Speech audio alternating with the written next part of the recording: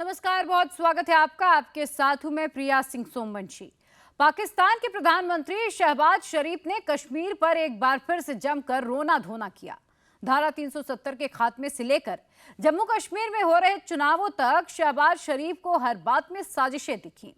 UN general assembly में जब शहबाज शरीफ table पर हाथ पटक पटक कर झूठ पर झूठ बोले जा रहे थे, उसी वक्त पीओके में उनके झूठ की पोल खोली जा रही थी, वो भी ऑन कैमरा। पाकिस्तान के कश्मीरी झूठ का भांडाफोड़ पीओके ने कैसे कर दिया, सब कुछ देखिए इस रिपोर्ट में।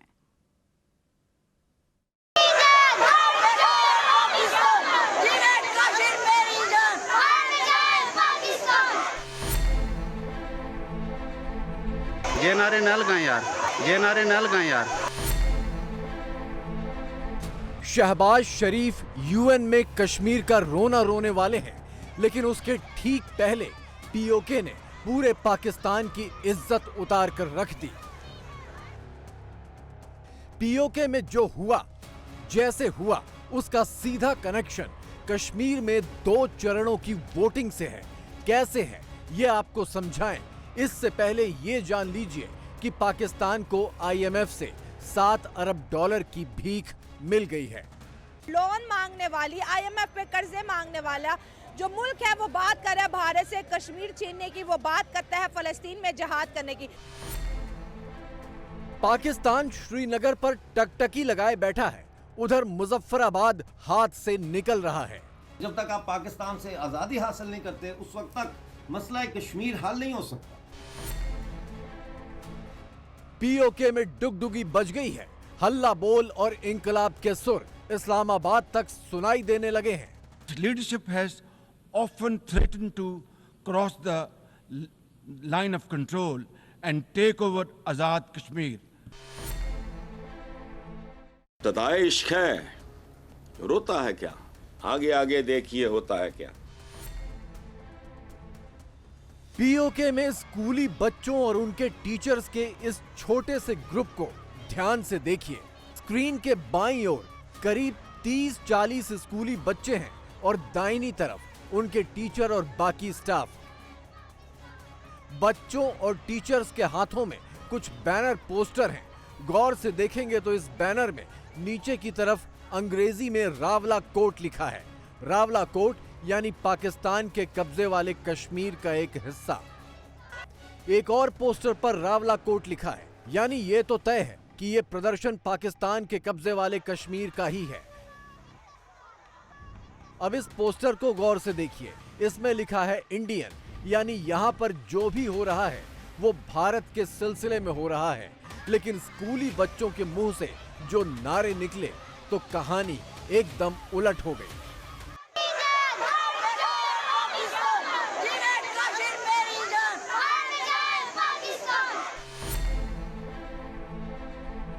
ये नारे न लगाएं यार, ये नारे न लगाएं यार।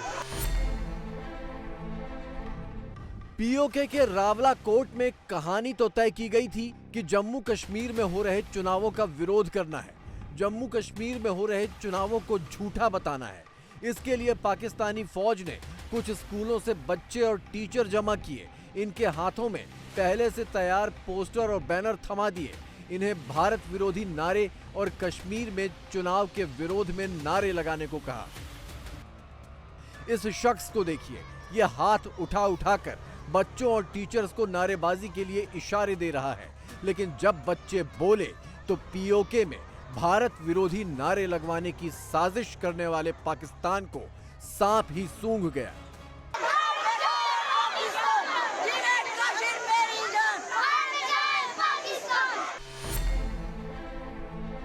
ये नारे न लगाएं यार।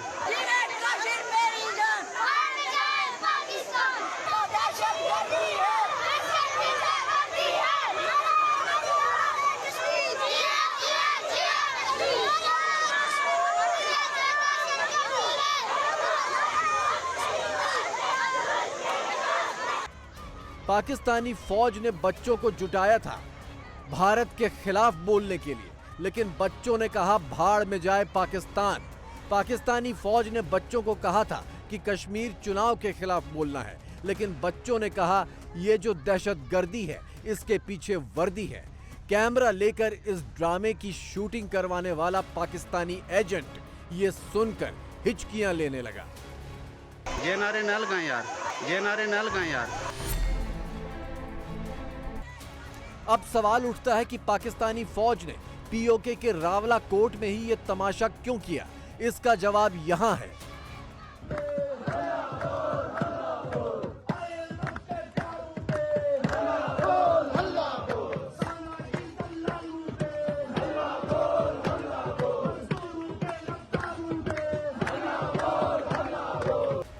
दरअसल पीओके के रावला कोर्ट में ही पाकिस्तान के खिलाफ नया मोर्चा खुला है।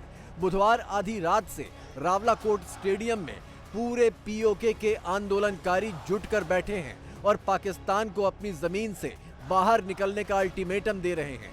अपने खिलाफ मुखालफत की इस नई लहर से डरकर ही पाकिस्तानी फौज ने कश्मीर कार्ड खेलकर पीओके के लोगों का ध्यान भटकाने की कोशिश की, लेकिन ये कोशिश खुद उसके मुंह पर तमाचा साबित हुई।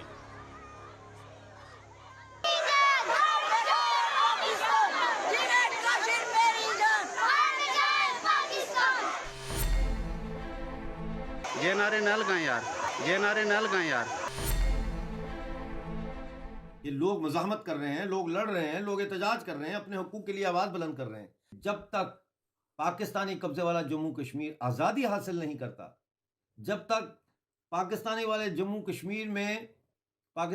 वाले जम्मू कश्मीर में एक ऐसी सियासी हुकूमत कायम नहीं होती जो पाकिस्तान के ये जो तनाबे हैं, जो पपेटरी है, इससे मुकम्मल तौर पर आज़ाद हो, उस वक्त तक उनका कोई मुतालबा भी तस्लीम नहीं किया जा सकता। तो जब तक आप पाकिस्तान से आज़ादी हासिल नहीं करते, उस वक्त तक मसला कश्मीर हल नहीं हो सकता, क्योंकि मसला कश्मीर के हल होने में सबसे बड़ी रुकावट पाकिस्तान का कब्जा है। रावला कोर्ट में धरने पर बैठे लोगों की मांग ये है कि आंदोलनकारियों पर झूठे केस वापस लिए जाएं, चीन की दखलंदाजी खत्म की जाए, चीन को जमीनों पर कब्जे देना बंद हो, पीओके में मंत्रियों अफसरों की विशेष सुविधाएं बंद हो, प्रदर्शनों पर पाबंदी खत्म की जाए। इन मांगों को पूरा करने के लिए आंदोलनकारियों ने 24 अक्टूबर तक की डेडलाइन दी है। 24 अक्टूबर को ये आंदोलनकारी रावला कोर्ट से राजधानी मुजफ्फराबाद की ओर मार्च करेंगे।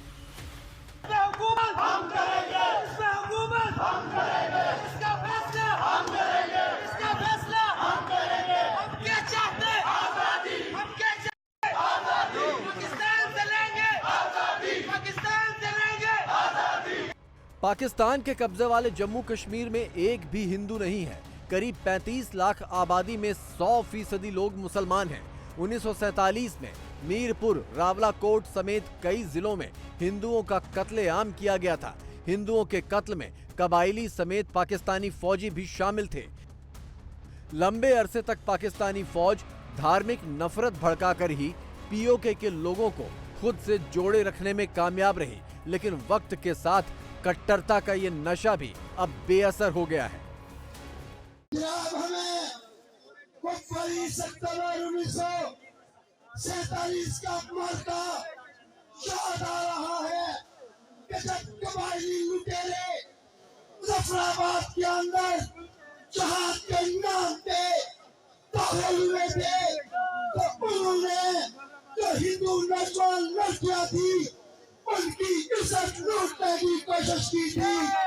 डीसी और एफसी के सामने, रेंजर के सामने अपनी जान दी है, लेकिन शिकस्त नहीं मानी। ये है जम्मू कश्मीर के अवाम। धर्म के आधार पर जम्मू कश्मीर पर कब्जा करने की ख्वाहिश रखने वाले पाकिस्तान के लिए ये तस्वीरें एकदम सटीक जवाब हैं। जब 100% मुस्लिम आबादी वाले पीओके से पाकिस्तान की मुस्लिम फौज को खदेड़ा गया और इसी फौज ने पीओके के मुसलमानों पर ही गोलियां बरसा दी। 4 महीने पहले पीओके से उठी इस बगावत के बाद शहबाज सरकार घुटनों पर आ गई थी।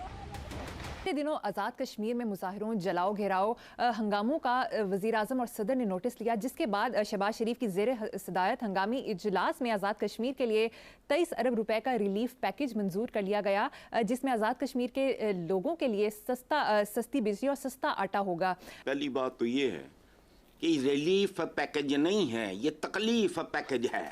रिलीफ दिया नहीं, उन्होंने छीन लिया तुमसे। हकीकत तो ये है, इब्तदाए इश्क है, रोता है क्या, आगे आगे देखिए होता है क्या। रास्ते बंद किए देते हो दीवानों के, ढेर लग जाएंगे बस्ती में गिरेबानों के। मई महीने से पीओके में इंटरनेट बैन है क्योंकि फौज के खिलाफ होने वाली बगावतों की तस्वीरें पाकिस्तान तक पहुंचने पर फौज की बची खुची इज्जत भी मिट्टी में मिलती जा रही है। लेकिन नए जमाने में 2-4 तारें काटकर सच्चाई पर पर्दा डालना मुमकिन नहीं है।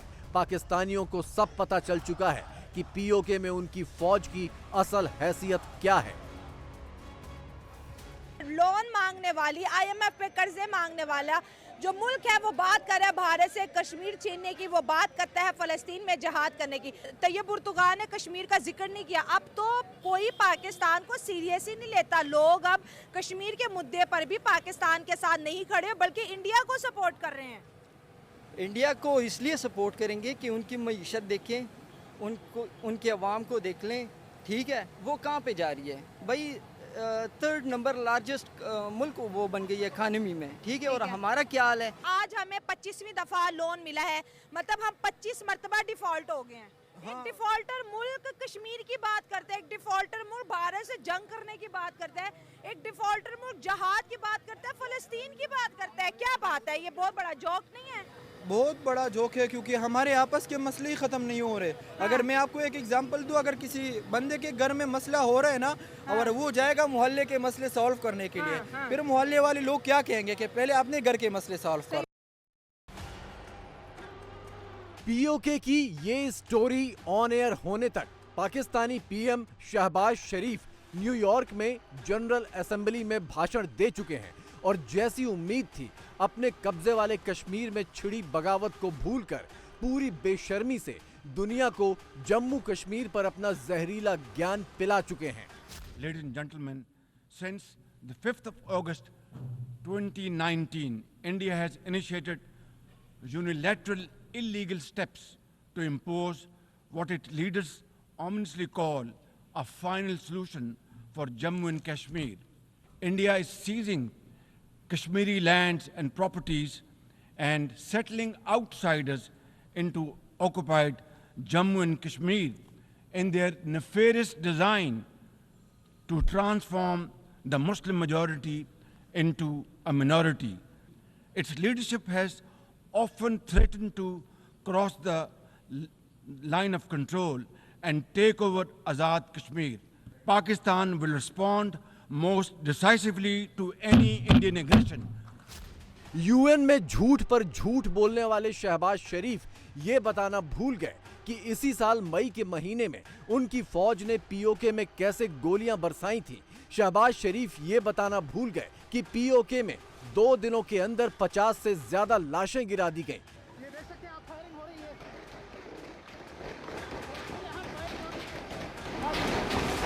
शहबाज शरीफ ये बताना भी भूल गए कि 78 सालों से पीओके में कब्जा करके बैठी उनकी फौज कैसे उल्टे पैर भागने को मजबूर हुई थी।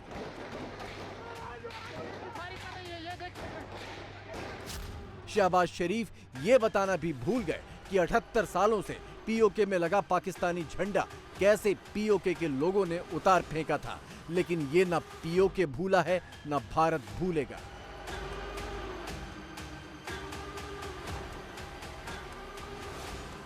The Union Territories of Jammu and Kashmir and Ladakh were, are, and will always be an integral and inalienable part of India, is a fact. Building on the successful foundation of the general elections in 2024, the first phase of Legislative Assembly elections in Jammu and Kashmir witnessed enthusiastic voting and a high voter turnout, is a fact. The rapid pace of development in Jammu and Kashmir, with its budget more than double the bailout package this country sought from IMF, is a fact. But perhaps facts are lost on a country busy with propaganda. Shahbaz शरीफ जब America और London घूम फिर कर वापस पाकिस्तान लौटेंगे तब उन्हें बताया जाएगा कि पीओके में उनकी फौज की एक और चाल उल्टी पड़ गई।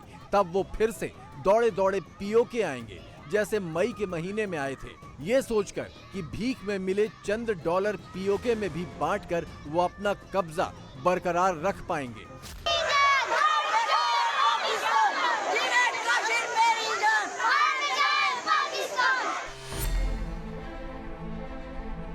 ये नारे न लगाएं यार, ये नारे न लगाएं यार। शहबाज और उनकी फौज लाख साजिशें कर ले, लेकिन इस बार पीओके में मामला बहुत खराब है। रावला कोर्ट में जुटी हजारों लोगों की भीड़ ना तो अपनी जगह से टस से मस होने को तैयार है, ना ही किसी लॉलीपॉप ऑफर को सुनने के लिए। इस बार सिर्फ और सिर्फ मांग है पाकिस्तान से आजादी की।